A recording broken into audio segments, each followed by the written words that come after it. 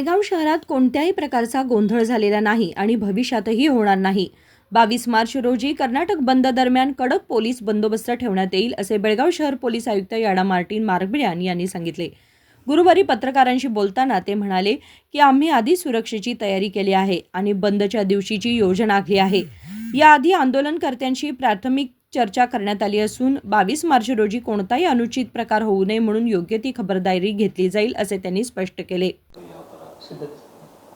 ನೋಡ್ರಿ ಬೆಳಗಾಂ ಸಿಟಿದಲ್ಲಿ ಆ ಥರ ಯಾವುದು ಗಲಾಟೆ ಆಗಿಲ್ಲ ಮತ್ತು ಮುಂದೆ ಕೂಡ ಯಾವುದು ಗಲಾಟೆ ಆಗಲ್ಲ.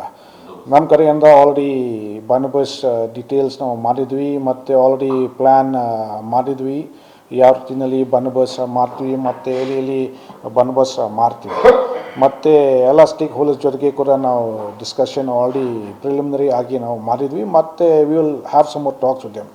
V have to ensure that ಈಗ ಏನೇನು ಪ್ರೋಗ್ರಾಮ್ ಇದೆ ಆನ್ 22 ಅದು ಶಾಂತಿ ರೀತಿಯಿಂದ ಅದು ಏನಾಗುತ್ತೆ.